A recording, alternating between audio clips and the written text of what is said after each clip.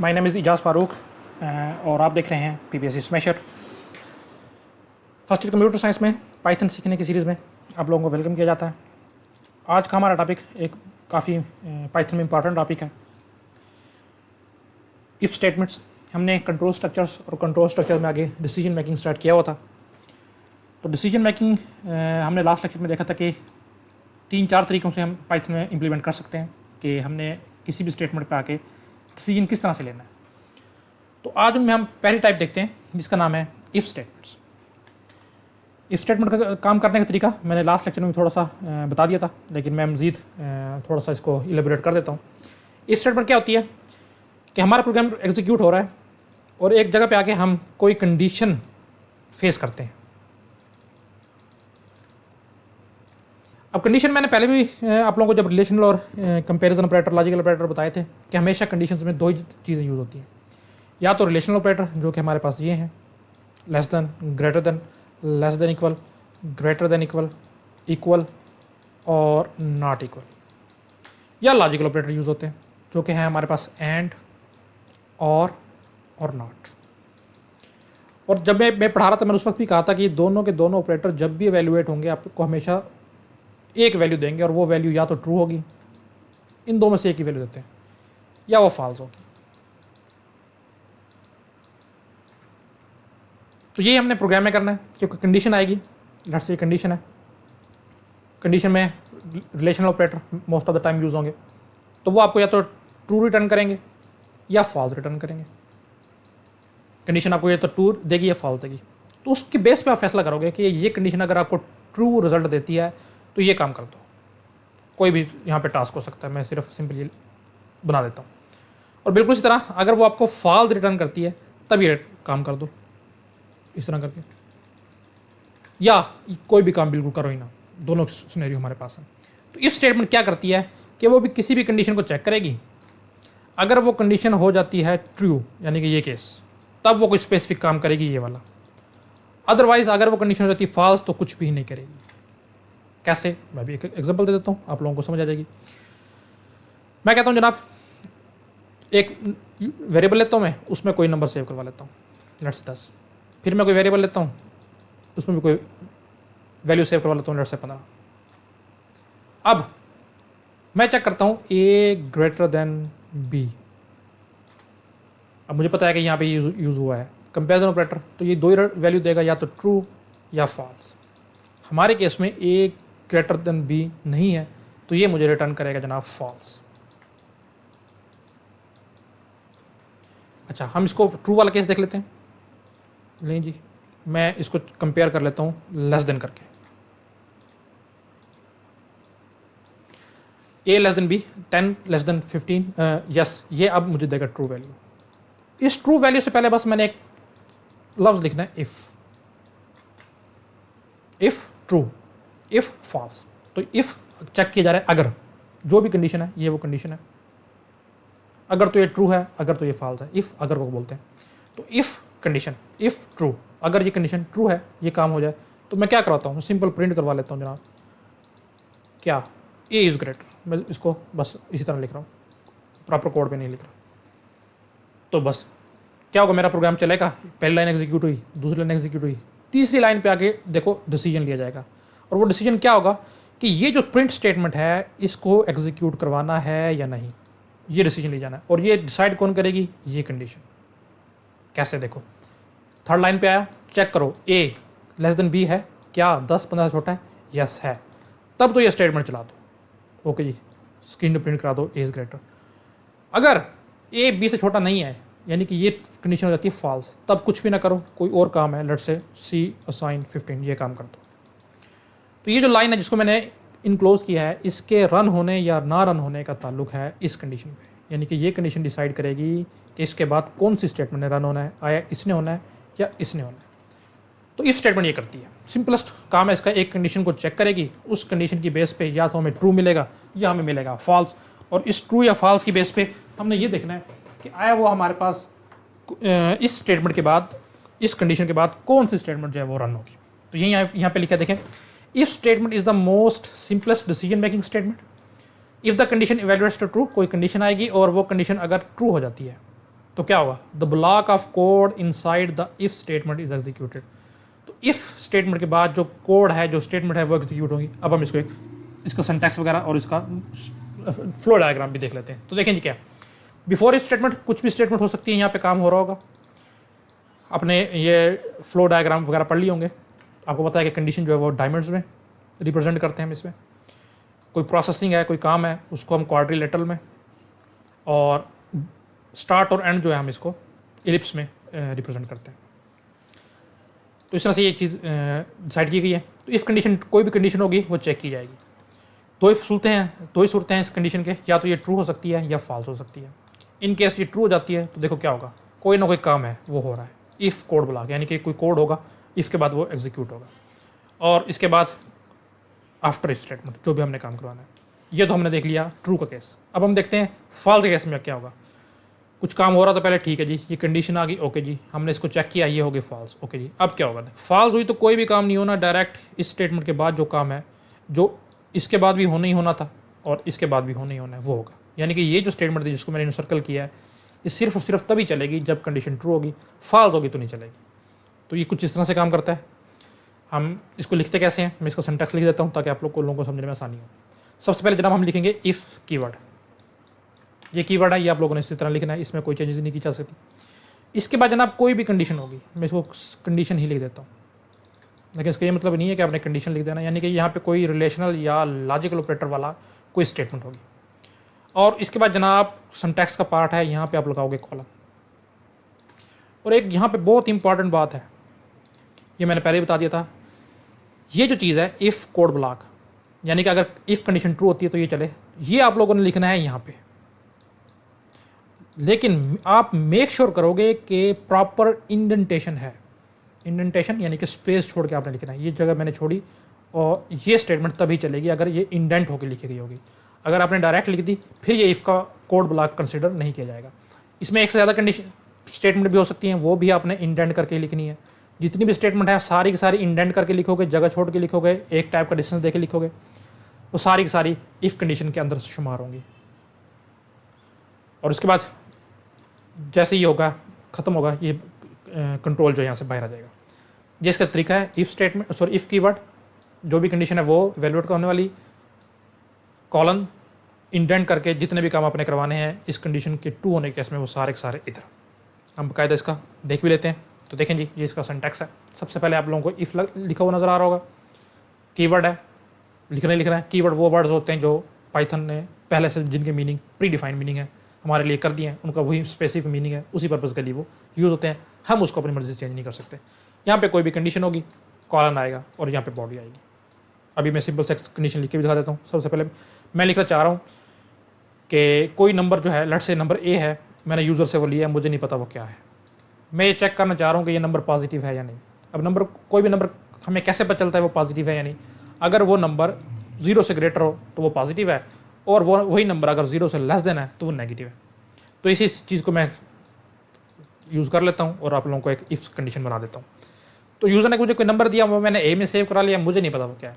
तो देखें जी, इस कंडीशन के मुताबिक मैं अब चेक करूँगा। सबसे पहले इफ़ लिखना है, तो लो जी इफ़ लिखा गया। अब यहाँ पे आएगी, देखो कंडीशन। कंडीशन क्या है कि नंबर पॉजिटिव है या नहीं, तो हम पॉजिटिव की कंडीशन लगाते हैं, क्या, यही नंबर अगर तो 0 से ग्रेटर है, तो ये मेरी कंडीशन हो गई। उसके बाद कॉलन एज इट इज़। और अगर ये कंडीशन ट्रू हो जाती है तो मैं क्या करवाना चाहता हूँ, मैं सिंपल स्क्रीन पर प्रिंट करवाना चाहता हूँ ए इज़ पॉजिटिव। तो इतना इंडेंट करोगे, आप जगह छोड़ोगे, यहाँ से लिखना स्टार्ट करोगे, क्या, प्रिंट स्टेटमेंट जो स्क्रीन पे कोई भी चीज़ लिखने के लिए, प्रिंट करवाने के लिए यूज़ करते हैं, लिख दी, डबल कोटेशन में लिख दो पॉजिटिव, कि ये नंबर जो है वो पॉजिटिव है। हाँ, अगर ये नंबर जो यूज़र ने दिया वो 0 से ग्रेटर नहीं है तो क्या है, ये केस अभी हम नहीं देख रहे, हम सिर्फ एक केस देख रहे हैं कि ये कंडीशन ट्रू हो तो ये करो, फॉल्स है तो कुछ भी ना करो। तो ये नंबर वाली मैंने कंडीशन आप लोगों को समझा भी दी है कि इफ़ कंडीशन इसकी इस तरह से बनेगी। अच्छा जी, इसको आप दोबारा से भी देख सकते हो, मज़ीद थोड़ा सा अच्छा वे में मैंने एलिबोरेट करने की कोशिश की है। देखें जी, एक और प्रोग्राम, कोई नंबर है उसमें मैंने 10 सेव करवा लिया। अब मैंने ये चेक करना है कि नंबर पॉजिटिव है या नहीं। कंडीशन वही है, इस नंबर को मैं चेक करूँगा वो 0 से ग्रेटर है या नहीं। तो ये देखें जी, आपको नीचे लिखा हुआ नज़र आ रहा होगा, क्या, इफ़ सबसे पहले कीवर्ड है, ये वो कंडीशन है जनाब जिसकी हम बात कर रहे थे, नंबर ग्रेटर देन 0, और आखिर में कॉलन तो है ही है। इसके बाद कोई भी कोड हो सकता है, जो कि इस इफ़ कंडीशन का ट्रू होने के बाद आप लिखवाना चाहते हो, और उसके बाद कोई और कोड मजीद है। तो ये था ट्रू का केस। ये केस तो फॉल्स हो क्या होगा, देखो नंबर है जी -5, हमने चेक किया कि क्या नंबर 0 से ग्रेटर है, नहीं जी नंबर तो 0 से ग्रेटर नहीं है, नंबर तो 0 से छोटा है, -5 है, तो कोड अब तो नहीं चलेगा जाहिर है, और उसके बाद कुछ भी नहीं करना। बस देखो ये कोड और ये कोड ये दोनों में सेम है, चाहे कंडीशन ट्रू हो चाहे फॉल्स हो, ये तो चलेगा ही चलेगा। अगर कंडीशन ट्रू होती है तब सिर्फ और सिर्फ ये वाला कोड चलेगा, फॉल्स होती है ये तो चलेगा ही चलेगा, ये भी चलेगा ही चलेगा। दोनों की सूरतों में ये कंडीशन को पढ़ लिया, समझ लिया कि इफ कंडीशन किस तरह से काम करती है, और सिंटैक्स भी उसको देख लिया। अब बारी है इसको प्रैक्टिकल देखने की। तो जो एग्जांपल मैंने कोट की थी कि नंबर पॉजिटिव है, कोई भी नंबर यूज़र से जब हम ले रहे हैं उसको चेक करने का क्या तरीकाकार है, वही हम देख लेते हैं। मुझे पता है कि यूज़र से कोई भी नंबर लेने के लिए हम यूज़ करते हैं इनपुट फंक्शन, ये हम लोगों ने अच्छी तरह से पढ़ भी लिया है। तो ये लें जनाब, हम इनपुट फंक्शन का यूज़ करते हैं। जो चीज़ मैं चाहता हूँ कि स्क्रीन पे लिखी हुई आए वो मैं इसके दरम्यान में लिख देता हूँ। मैं लिख देता हूँ जी इंटर आ नंबर। यूज़र से मैं कह रहा हूँ कि वो कोई भी नंबर इंटर करे। इतना जब मेरा प्रोग्राम चलेगा तो यूज़र एक नंबर इंटर कर देगा, लेकिन मुझे पता है कि इनपुट फंक्शन जो है वो यूज़र से जो वैल्यू लेगा वो होगी स्ट्रिंग फॉर्मेट में, लेकिन मुझे चाहिए जनाब नंबर फॉर्मेट में, तो मुझे इसको कन्वर्ट करना पड़ेगा इंटीजर में। ये चीज़ भी हम कन्वर्जन वाले टॉपिक में हैंडलिंग फ्लोट और इंटीजर वैल्यूज़ उसमें कवर कर चुके हैं। अब मैं इसको एक नंबर में सेव करवा लेता हूँ, लेट्स उसका नाम है वेरिएबल का नंबर। अब ये जब कोड चलेगा यूज़र से एक नंबर लेगा, स्क्रीन पे लिखा हुआ आएगा इंट्रा नंबर, इनपुट फंक्शन उसको गेट करेगा, इंटीजर में कन्वर्ट करेगा और एक वेरिएबल नम नाम के वेरिएबल में सेव करवा देगा। अब इस नम वेरिएबल में मेरी वैल्यू आ चुकी है। मुझे नहीं पता यूज़र ने पॉजिटिव वैल्यू दी है नेगेटिव वैल्यू दी है, मैं चेक करना चाहता हूँ कि ये वैल्यू जो है वो पॉजिटिव है या नेगेटिव, और उसकी बेस पे मैं स्क्रीन पे प्रिंट करवाना चाहता हूँ कि ये नंबर पॉजिटिव है या नेगेटिव। तो ये काम हम पहले भी कर चुके हैं रिलेशनल ऑपरेटर या कंपैरिजन ऑपरेटर में। मैं सिंपल काम करूँगा, नम को चेक करूँगा जी क्या वो 0 से ग्रेटर है, एंड दैट्स इट। अब ये रिलेशनल ऑपरेटर यूज़ हुआ है तो दो वैल्यू देगा, या तो ट्रू या फॉल्स, जो भी वैल्यू यूज़र ने इंटर की हुई उसकी बेस पे। यूज़र ने अगर नंबर कोई पॉजिटिव इंटर किया हुआ तो पॉजिटिव नंबर क्योंकि 0 से ग्रेटर होता है तो वो ट्रू रिटर्न करेगा, ट्रू में जो वैल्यू देगा। और अगर उसने कोई नेगेटिव नंबर इंटर किया हुआ तो नेगेटिव नंबर क्योंकि 0 से बड़ा नहीं होता तो ये मुझे फॉल्स वैल्यू देगा। तो इफ़ कंडीशन लिखने का तरीका ये है कि ये तो हो गई कंडीशन, इसको हम बोलते हैं कंडीशन, कि चेक कर रहे हैं हम, शर्त लगा रहे हैं कि क्या नंबर 0 से ग्रेटर है या नहीं है। इससे पहले आपने इफ़ कंडीशन के लिए एक लफ्ज़ लिखना है, एक वर्ड लिखना है जिसका हम कहते हैं इफ़, IF, ये है कीवर्ड। और इस कंडीशन के बाद आपने एक कॉलम लगाना है। ये आपकी इफ़ कंडीशन कंप्लीट हो गई, उसका सिंटैक्स कंप्लीट हो गया। उसके बाद आपने जो काम आप करवाना चाहते हो कि नंबर अगर 0 से ग्रेटर हो वो आप निचली लाइन में लिखते हो इंडेंट करके। तो जैसे मैंने ये इंटर किया, इंडेंट खुद ब खुद हो गई। यहाँ से मैं लिखना स्टार्ट करूँगा। मैं चाहता हूँ कि स्क्रीन पे लिखा हुआ नज़र आए कि ये नंबर जो है वो पॉजिटिव है। तो सिर्फ अभी के लिए हम सिर्फ पॉजिटिव लिखवा के चेक कर लेते हैं कि ये नंबर लिखा हुआ आएगा पॉजिटिव। हाँ, अगर यूज़र नेगेटिव नंबर इंटर करता है तब मेरा ये प्रोग्राम कुछ भी नहीं करेगा, सिर्फ और सिर्फ ये चेक करेगा नंबर 0 से ग्रेटर है। अगर तो ग्रेटर है तो प्रिंट करवा देगा पॉजिटिव। अगर नंबर 0 से ग्रेटर नहीं है कि मतलब यूज़र ने नेगेटिव नंबर इंटर किया है, तब मेरा प्रोग्राम कुछ भी नहीं कहेगा। हमने देखा था कि इफ़ सिर्फ यही चीज़ देखती है कि कंडीशन ट्रू है तो मैं ये काम कर दूंगा। अगर कंडीशन है फॉल्स तब मैं कुछ भी नहीं करूँगा। तो ये तरीका है इफ़ के चलने का। तो मैं इसको चला के देखता हूँ।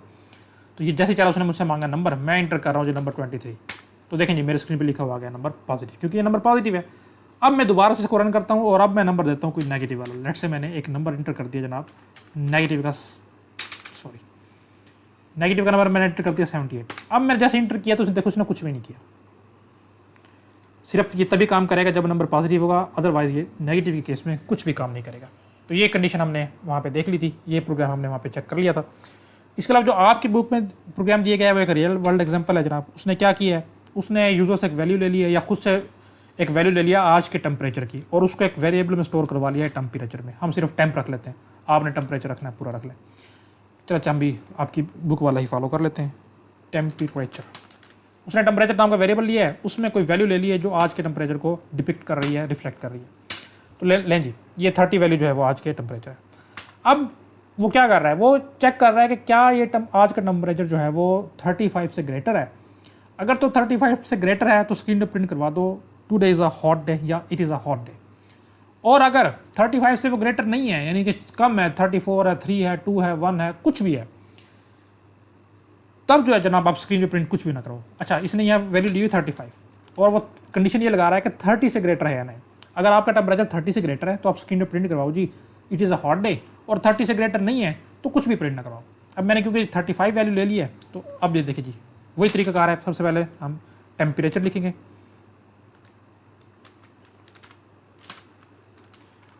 टेम्परेचर ग्रेटर देन 30, ये मेरी कंडीशन है। बस आपने करना क्या है, इसके आखिर में लगाना है कॉलन, और इससे पहले जनाब लिखना है आपने एक कीवर्ड जिसका नाम है इफ़। ये आपकी इफ़ कंडीशन लिखने का स्टेटमेंट पूरा हो गया। इंटर प्रेस करेंगे, खुद ब खुद इंडेंट हो गया। अब कंडीशन अगर टेम्परेचर अगर 30 से ग्रेटर है, आप क्या लिखवाना चाहते हो वो इसके अंदर आप लिख दोगे। मैं लिखवाना चाहता हूँ जी टुडे या इट्स अ हॉट डे,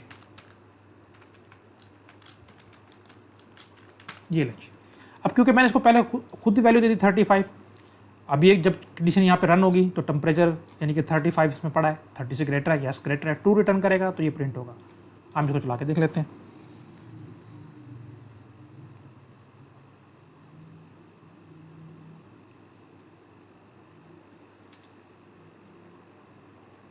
अच्छा, किसी वजह से ये इसमें इशू आ रहा है, ये रन नहीं हो रहा, कोई कंपाइलर का इशू है, जो भी चक्कर है, या इंटरनेट की कनेक्टिविटी का इशू है। लेकिन हमारे केस में ये जो है यहाँ पे ये रन हो जाएगा, क्योंकि मैंने यहाँ पे 35 दिया हुआ है, उसका मतलब है टेम्परेचर में वैल्यू आ गई 35। तो हमारा प्रोग्राम क्या करेगा, इसमें आ जाएगा 35, ये इसको कंपेयर करेगा 30 के साथ, क्या 35 30 से ग्रेटर है, हाँ जी ग्रेटर है, तो प्रिंट कर दो क्या इट इज़ हॉट है, तो ये प्रिंट हो जाएगा। अच्छा, इन केस अगर मैं यहाँ पे वैल्यू कर देता हूँ 30 से लेस, लेट से मैं कर देता हूँ 28, अब देखो प्रोग्राम कैसे चलेगा। टेम्परेचर एक वेरिएबल है, उसमें वैल्यू सेव हो गई 28।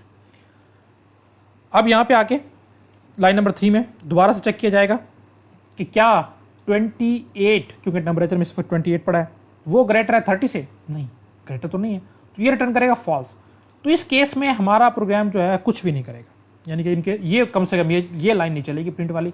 हाँ, नीचे कुछ और होता है, मैं आपको करके भी दिखा देता हूँ कि लेट्स से एक स्टेटमेंट है जो कि इफ़ का पार्ट नहीं है, मैंने इंडेंट को ख़त्म कर दिया, ये इफ़ का पार्ट नहीं है। यहाँ पे सिंपल मैं एक चीज़ प्रिंट करवा देता हूँ, टेस्टिंग या आफ्टर इफ़, कि इफ़ के बाद है, चाहे ये कंडीशन ट्रू हो या फॉल्स हो, ये तो चलेगी।